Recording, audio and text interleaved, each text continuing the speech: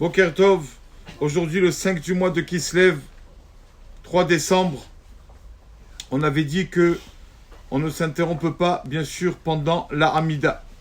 Ça, tout le monde le sait. Pour le Kaddish, on a dit on écoute.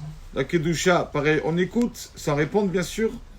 Et si, même si on nous a appelés, nous sommes en pleine Hamida, on nous appelle, on nous dit à la Torah, Yaramod, voilà, telle personne doit monter. On sait qu'une personne que Chazvé Shalom, on l'appelle à monter à la Torah. On a dit son nom. Et il refuse, ça lui raccourcit la vie, Dieu préserve. Alors comment faire quelqu'un qui, c'est sa Gemara qui dit ça, comment faire avec quelqu'un qui est en pleine Hamida? On n'a pas fait attention qu'il ait fait l'Hamida, on l'a appelé par son nom, d'accord? Il ne monte pas. C'est pas de sa faute. Et là, il n'aura pas, Chazvé Shalom, la vie qui sera raccourcie ou quoi, parce qu'il n'a pas le choix. Il est en train de parler à Hachem. Même si on a dit son nom, même si c'est un Kohen, que le Kohen monte en premier, et même qu'il n'y a pas d'autre Kohen, d'accord? Voilà. Et donc, la personne, il ne doit pas s'arrêter pendant la Hamida. Si par contre, on est en pleine Hamida, on entend la prière des Kohanim. Le Kohen qui montre qu'il fait Hachem, Vishmecha, etc. Donc si on peut, si on veut, s'arrêter, bien sûr, en silence et écouter les Birkat Kohanim. Ce n'est pas obligé. Pour le Kaddish, la Kedusha, quand on est en pleine Hamida, on est obligé de s'arrêter et d'écouter. Tandis que quand on entend la Birkat, la prière des Kohanim, en pleine Hamida, personne ne fait comme il veut. S'il veut, il s'arrête. S'il ne veut pas, il ne s'arrête pas. Aujourd'hui, le 5 qui se lève, il y a, voilà, on voit tous donc le Talmud Bavli, la Gemara. À la fin de la Gemara, on a parlé d'un Rav déjà qui s'appelait le Rosh, Rabbeinu Asher. Et après Rabbeinu Asher, après l'explication donc du Rosh, il y a le Maharsha. Le commentaire dans la Gemara du Maharsha. Qui est le Maharsha? Qui est ce Rav? D'accord? Maharsha, c'est l'initiale de Rabbi Shmuel Eliezer Adles. Maharsha, on l'appelle comme ça. Mem, c'est-à-dire Morenu Harav, notre Rav, Resh Rabbeinu, Shlomo Eliezer Adles. On l'appelle Rav Adles. Pourquoi on l'appelle Rav Adles? Est-ce que c'est vraiment son nom de famille Adles? Alors, on va raconter aujourd'hui l'histoire. Comment ce Rav le Maharsha est né? Comment le Rav le Maharsha est la naissance de ce tzaddik-là? C'était donc une ville en Lituanie, non, en Pologne, pardon. Et donc, il y avait là-bas un endroit où, Baruch Hashem, il y a eu plusieurs juifs qui sont rassemblés, qui ont dit il est temps de construire une synagogue. Au lieu qu'on marche là-bas 50 minutes pour arriver à la synagogue la plus proche, on va essayer de construire une synagogue. Ils ont pris un rabbin, ils ont dit Rabbi, s'il vous plaît, occupez-vous. Et donc, Baruch Hashem, ils ont eu un terrain. Ils ont dit voilà, on va commencer. Comment on dit la première pierre. La personne qui veut, on sait que c'est très important. Donc, qui va mettre la première pierre, c'est pas que symbolique. Ça a beaucoup d'influence sur la construction du bâtiment, etc. Le Yesedot, les bases sont très importantes dans tout. Comment on commence la journée, même dans le bâtiment. Comment on commence à construire un bâtiment, quoi, très important. Donc, le Rav de la communauté qui a dit, écoutez, on va faire un tirage, pas un tirage au sort, on va mettre aux enchères la personne qui veut mériter de mettre la première pierre. Et ce qu'on appelle en hébreu Even Apina, la première pierre. Donc c'est lui qui donnera, s'il veut mettre la première pierre, voilà la condition.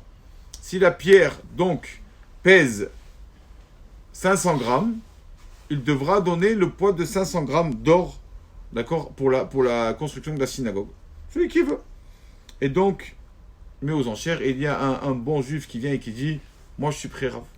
Qui je te connais pas. Il dit, moi je suis pas d'ici, je suis du village proche, j'ai entendu construire une synagogue, je suis venu. Je veux mériter de cette mitzvah. Il dit, il n'y a pas de problème.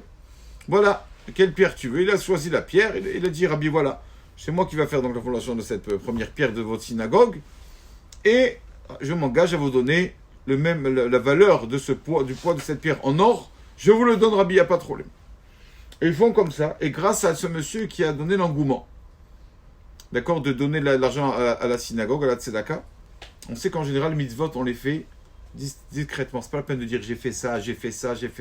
Mais quand il s'agit de la tzedaka, de donner pour une yeshiva ou une synagogue ou quoi, alors on peut donner devant tout le monde. Pourquoi? Ça encourage les autres à donner aussi. Et donc, qu'est-ce qu'il fait? Il fait comme ça. Et le Rav, il voit que grâce à lui, Ah bah, au Hachem, toute la communauté, chacun commençait à donner de sa poche, de l'argent, etc. Donc le Rav lui a dit, écoute, tu as fait une grande mitzvah. Tu as commencé, grâce à toi, tu as encouragé les autres. Le Rav lui a dit, écoute, tu as pris cette mitzvah. Hachem va te donner une récompense dans ce monde. Demande-moi ce que tu veux. Est-ce qu'il te manque quelque chose? Je suis prêt à te faire une bracha et tu auras Bezrat Hachem ce qu'il te manque. Et le monsieur qui éclate en sanglots. Et pourquoi tu pleures? Je veux te donner une bracha. T'inquiète pas, c'est gratuit. Alors il lui dit, non Rabbi, je pleure parce que Baruch Hashem, j'ai tout. Matériellement, financièrement, j'ai tout, je manque de rien.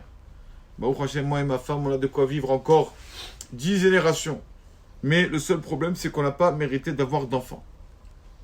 Alors je la bracha pour un enfant. Le Rav lui dit pas de suite oui, le Rav. Il lui dit, écoute, reviens dans 3 jours. Et je te dirai ce que tu dois faire pour avoir un enfant. Qu'est-ce qu'il va me dire 3 jours, le Rav? Pourquoi attendre 3 jours? Il ne comprend pas. Bon, le Rav demande d'attendre 3 jours, il attend 3 jours. Il revient 3 jours après. Le Rav lui dit, écoute, tu sais pourquoi tu as attendu d'avoir un enfant? Parce que normalement, vous devrez avoir un enfant, mais cet enfant va illuminer le monde de la Torah. Ça va être un prodige. Mais, il y a 3 conditions. Des bonnes choses pour les acquérir, des fois on a besoin de passer par un tunnel, passer par des épreuves. Il lui a dit, il y a trois choses qui doivent se passer. Est-ce que tu es d'accord? Dites-moi, Rabbi, quoi? Je vois avec ma femme. C'est elle la patronne. Il dit, premièrement, sache que pour mériter ce fils, il faut 3 choses. Premièrement, tu vas t'appauvrir. Toute la richesse que tu as, tu vas la perdre. Deuxièmement, quand ta femme tombera enceinte, alors toi, tu quitteras ce monde. Troisièmement, après, quand ta femme accouchera, elle aussi quittera ce monde. Il dit, c'est 3 conditions pour avoir un enfant, mais cet enfant, ça sera une lumière. Il dit, je vais voir avec la patronne, Rabbi, je vais voir avec ma femme. Il va voir avec sa femme, lui n'était pas trop persuadé. Il a dit, attends, je veux le voir, mon fils. Et à quoi ça sert? Moi et ma femme, on ne va pas en profiter. Donc, il n'était pas trop pour. Il ne savait pas si oui ou non. Il était demandé de prendre conseil avec sa femme. Et sa femme lui dit, écoute mon mari, pourquoi pas? Alors bon, je donnerai un enfant. L'enfant, c'est pas pour nous. C'est pour Akadosh Baruch Hu.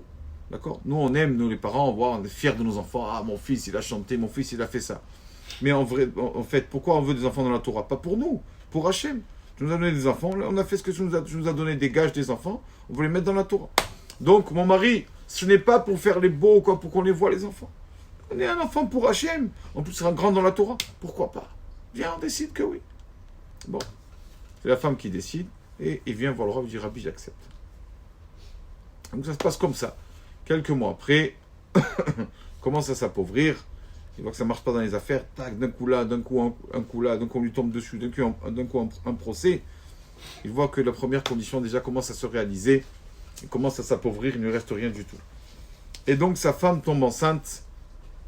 Déjà une joie. Et quelques jours après, deuxième condition. Le mari décède. Et donc, cette femme-là, la pauvre, cette femme veuve qui se trouve sans mari, sans argent, donc essaye de trouver un peu une source de parnassa, un peu un gagne-pain. Elle ne trouve pas. Elle arrive un jour, elle a rien. Elle tourne dans la ville pour voir ce qu'elle peut manger. Elle se retrouve chez la maison du boulanger, chez le boulanger. Elle rentre chez le boulanger. Vous avez peut-être un peu un morceau de pain. Il lui dit, bravo, rentrez, ne restez pas dehors. Il faut rentrer cette femme enceinte. Et donc, la femme du boulanger prend à cœur tout cela. Et donc, elle s'occupe de cette femme enceinte, lui réserve une chambre, etc. Et donc, après avoir accouché ce petit, on fait la prise dans la maison du boulanger. On l'appelle Shmuel. Et donc, on l'appelle Shmuel. Et 3 mois après l'accouchement, la mère du bébé, 3e condition qui se réalise, décède. Et la femme du boulanger, qui dit à son mari, écoute, c'est notre enfant. On va s'en occuper, on va l'adopter. On ne le laisse pas comme ça, l'enfant. Il lui a dit avec plaisir, ma femme. Grande mitzvah. C'est comme si c'était notre enfant quand on s'occupe d'un enfant comme ça qui est seul. Et donc, il le marche. Donc cet enfant a grandi dans cette maison, la maison du boulanger. Et la femme du boulanger et le mari sont occupés vraiment jusqu'à qu'ils ont pris, quand il a grandi, ils l'ont marié avec leur fille. La fille s'est mariée avec la fille du boulanger. Comme ça. et pour remercier sa belle-mère. D'accord, on va dire sa belle-mère adoptive en fait, qu'il a adoptée et finalement était sa belle-mère. Pour la remercier, il a dit, je vais, comme nom de famille, prendre le nom de ma belle-mère. Normalement, quand on se marie, on se débarrasse de on veut se débarrasser de la belle-mère. Lui, le Maharsha, a dit, moi je garde le nom de famille de ma belle-mère pour lui montrer cette reconnaissance à vie. C'est grâce à ça que je suis dans la Torah. C'est pour ça qu'on l'appelle le Maharsha, ce Rav, Rabbi Shmuel Eliezer Adles.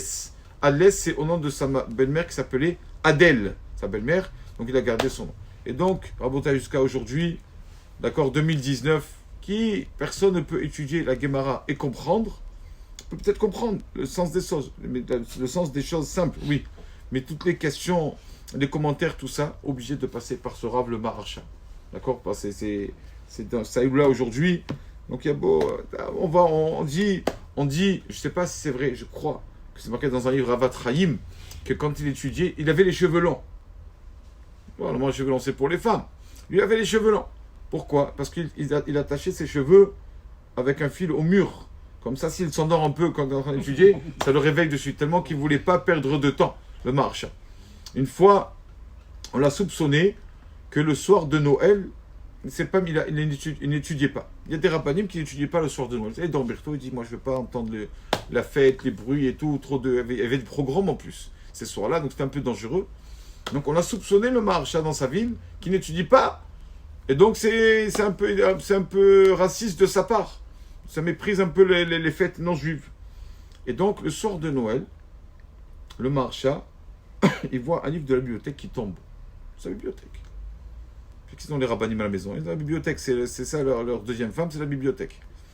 Donc il remet le livre en place. Il le remet en place, il voit que le livre il retombe. Il remet, et après le livre tombe, il attend. Si le livre tombe, ça veut dire qu'il y a quelque chose. Pas pour rien. Il prend le livre, il commence à l'ouvrir, je vais tomber dessus sur quelque chose, un texte que je dois lire.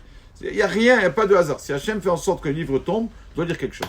Quand il est dans le livre, on rentre chez lui à l'improviste, donc l'armée de la ville, pour voir si vraiment il étudie ou pas. Ou bien il n'étudie pas et il méprise les fêtes non juives. Alors ils l'ont vu en train d'étudier, et il dit, excusez-nous, s'est trompé. Il a dit, tu vois, pourquoi Hachem m'a sauvé, pourquoi le livre est tombé.